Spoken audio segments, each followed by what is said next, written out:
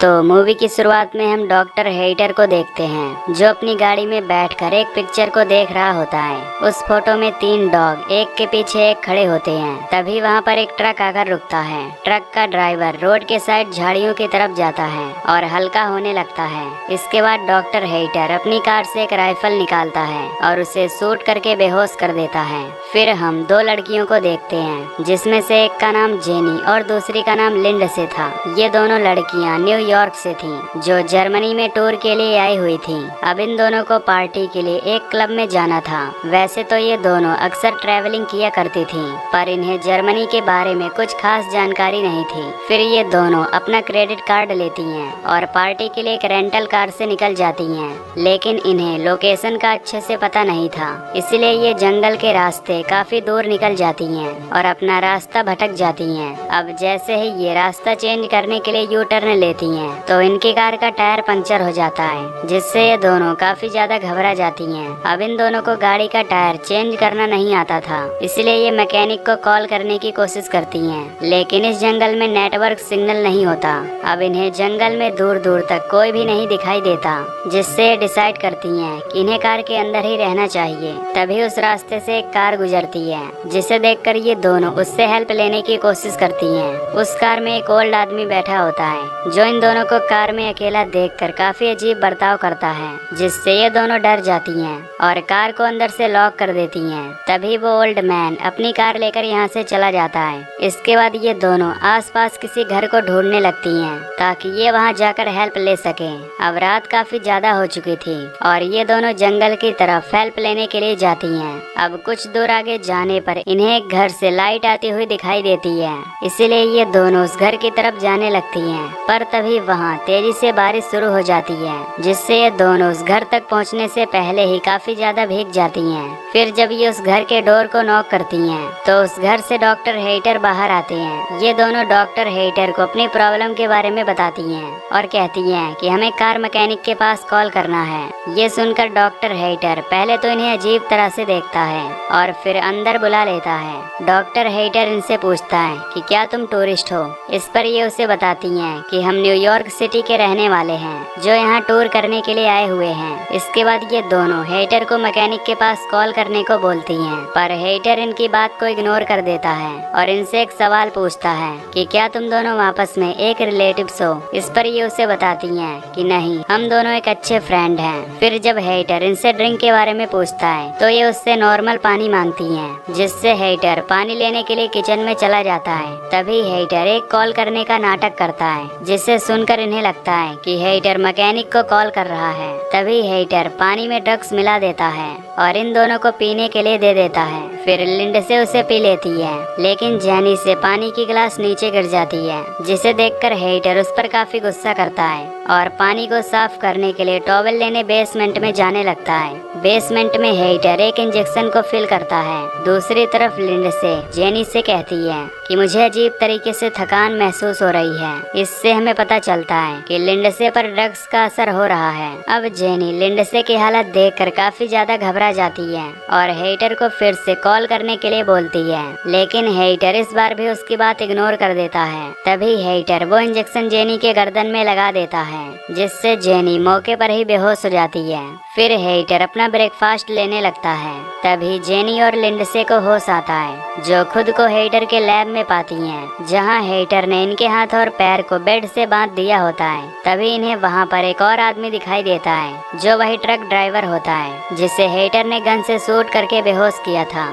अब वहां हेइटर आ जाता है, जो उस ट्रक ड्राइवर को कहता है कि अब तुम्हारे मरने का टाइम आ गया है। ये कहकर हेइटर उसके बॉडी में एक पॉइजन से भरा हुआ इंजेक्शन इंजेक्ट कर देता है, जिससे वो ट्रक ड्राइवर तड़प तड़प कर मर जाता है। फिर हेइटर उस ड्राइवर की डेड बॉडी को अपने गार्डन में ले जाकर दफना देता है। इसके बाद हम देखते हैं कि हेइटर अपनी बेहोशी वाली इंजेक्शन से एक जापानीज आदमी को बेहोश करके अपने घर लाता है।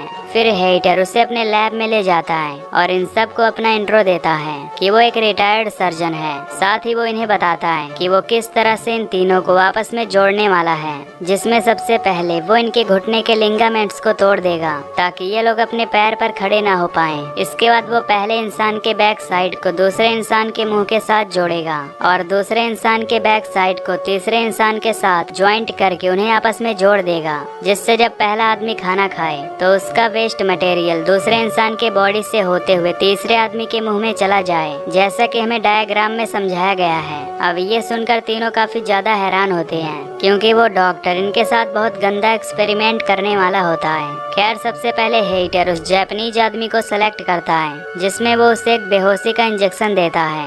ये देखकर जेनी जोर जोर से चिल्लाने लगती है, लेकिन वहाँ कोई भी उसकी हेल्प करने वाला नहीं था।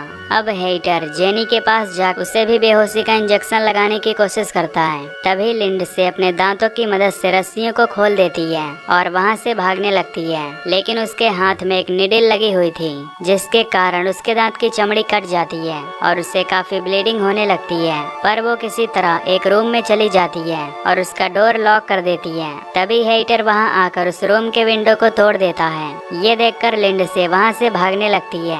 फिर लिंड से स्विमिंग पूल में कूद जाती है। हेटर भी उसे ढूंढते हुए वहाँ आ जाता है, जो लिंड से को गन पॉइंट पर ले लेता है, लेकिन लिंड से पूल के नीचे से जाने लगती है। इसी बीच वहाँ की सभी लाइट्स ऑफ हो जाती हैं, जिसका फायदा उठाकर लिंड से वहाँ से भागने लगती है। लिंड से भागती हुई जेनी के पास पहुँचती है, लेकिन जेनी बेहोशी की हालत में थी, इसलिए लिंड से उसे घसीटते हुए बाहर ले जाने लगती है। तभी हेटर जेनी पर पीछे से अटैक करके उसे बेहोश कर देता है। इसके बाद हेटर दोबारा से इन दोनों को अपने लैब में ले जाता है और इनका ऑपरेशन शुरू कर देता है। सबसे पहले वो इनके लिगामेंट्स को निकालता है और फिर वो लिंड से और जेनी के जबड़े को बाहर निकाल देता है। इसके बाद वो मार्कर से इनके बैक साइड को पॉइंट करता है और काफी लंबी सर्जरी के बाद इन्हें आपस में जोड़ देता है।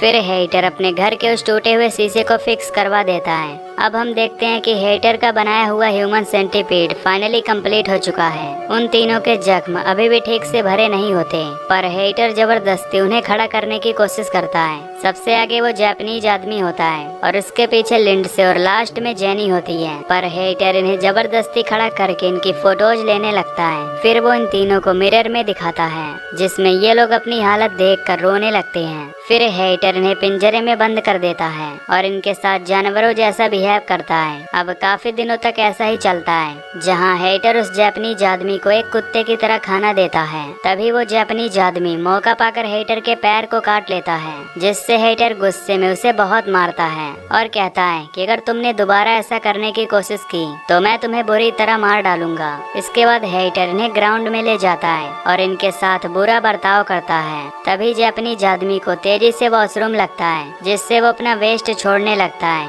फिर वो वेस्ट लिंडसे के मुंह में चला जाता है और लिंडसे को मजबूरन उसे निगलना पड़ता है, जो कि इस मूवी का काफी घिनौना सीन होता है। अब एक दिन हेटर इनका चेकअप करता है, जिसमें उसे पता चलता है कि वो जापानीज आदमी ठीक है, पर लिंडसे को कॉन्स्टिपेशन हो गया है, क्योंकि लिंडसे उस आदमी का वेस्ट मटेरियल डाइजेस्ट नहीं कर पा रही थी, जबकि जेनी काफी कमजोर हो चुकी होती है। इसीलिए हेटर जेनी की जगह किसी दूसरे आदमी को सेट करने का प्लान बनाता है। तभी कोई हेटर के दरवाजे को नॉक करता है। हेटर दरवाजा खोलता है तो उसे दो पुलिस ऑफिसर दिखाई देते हैं, जो लिंड से और जेनी को ढूंढते हुए यहाँ आए थे, क्योंकि उनकी कार हेटर के घर से कुछ ही दूरी पर थी। अब हेटर इन्हें बताता है कि वो एक डॉक्टर है जो अपने काम में काफी बिजी रहता है, जिसकी वजह से उसे बाहर जाने का टाइम नहीं मिलता, इसीलिए ही उसे किसी के बारे में पता नहीं है। तभी हेटर ऑफिसर्स को पानी के लिए पूछता है, लेकिन वे ऑफिसर उससे कॉफी मांगते हैं, पर हेटर उसे बताता है कि मेरे पास केवल पानी ही मिल पाएगा, इसलिए तुम पानी पीकर ही जाओ। ये कहकर हेटर पानी लेने के लिए किचन में जाता है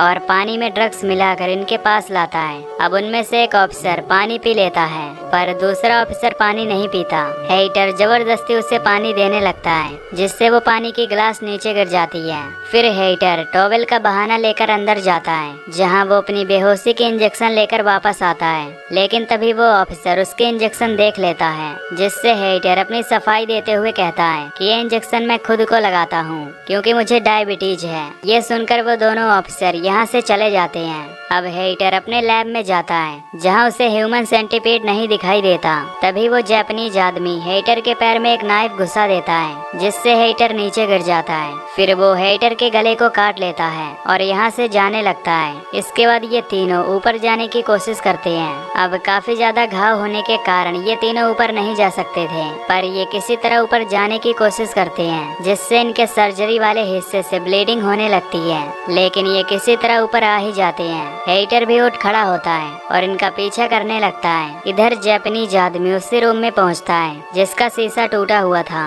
क्योंकि इन्हें नहीं पता होता कि हेटर ने ग्लास को चेंज करा दिया है। इसके बाद जापानीज आदमी उस शीशे को तोड़ने की कोशिश करता है। तभी उसके सामने हेटर आ जाता है, जिसे देखकर वो जापानीज आदमी एक कांच लेकर अपना गला काट लेता है, जिससे उसकी मौके पर ही मौत हो जाती है। तभी यहाँ वो दोनों पुलिस ऑफिसर भी आ जाते हैं, लेकिन इन्हें वहाँ कोई भी दिखाई नहीं देता। इसलिए ये दोनों हेटर के लैब में जाते हैं, पर वहाँ पर भी कोई मौजूद नहीं था। तभी उनमें से एक पुलिस ऑफिसर को ड्रग्स का नशा होने लगता है, जबकि दूसरा ऑफिसर हेटर को ढूंढते हुए दूसरे कमरे में जाता है, जहाँ उसे ये तीनों लोग मिल जाते हैं, जो कि अब ह्यूमन सेंटीपीड बन चुके थे।